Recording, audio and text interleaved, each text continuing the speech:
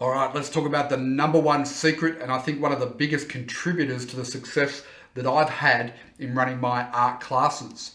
So, the number one secret is, of course, raving fans and repeat customers. So, my entire marketing approach is really driven towards creating those students who are going to become repeat customers because they love what I do, they love the art, they love learning, and they resonate with me and they want to learn more from me. So those repeat customers are gold because every time they book into a new class, what happens is your marketing costs come down because it doesn't matter what business you're in. You could be in any type of business. There's a cost to acquire each customer and client. There's just no two ways about that. Whether it's a cost in real dollar terms because you've invested money in advertising, or it's a cost in your own time. You know, if you have to spend 5 hours a day posting stuff on Facebook to get what you think are free clients, then you're not valuing your time. So either way, there's a cost.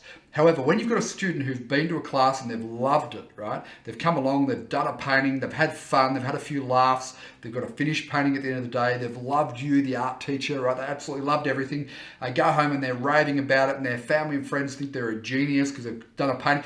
When all of that happens, those people are far more likely to book in. And when they do, it doesn't take any more of your time or any more money to be able to generate those sales. And those people are likely to keep booking in again and again and again.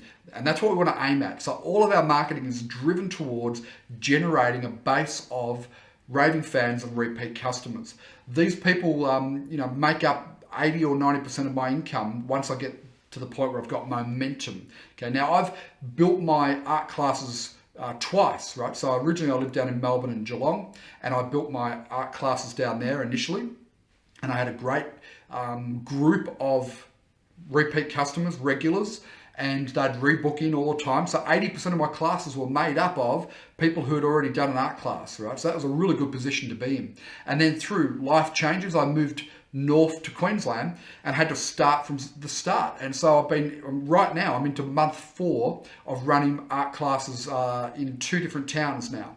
And so it's really early days for me. I'm just starting out. I'm running one day in Gympie, one day in Noosa at the moment. So I'm in the process right now of developing regular students, which means that only 10 to 20% of my students currently are repeat students because all the rest are new. And that'll take me another probably 3 to 6 months to get to the point where most of my students in those classes are regulars, okay? So it's just a matter of time. I'm doing this part-time teaching because I do quite a bit online as well with my art classes. So the actual physical classes, it's going to take me probably 6 months all up to get a group of regulars coming in. This is the real key to running an art teaching business, because then you know that you've got consistent income as well. If the regulars are booking into classes all the time, then that gives you a consistent level of income that you can pretty much be guaranteed to get. And by the time you get to 20 to 30, 40 regulars, then you've got momentum in your business and you've got a pretty steady income and a solid little business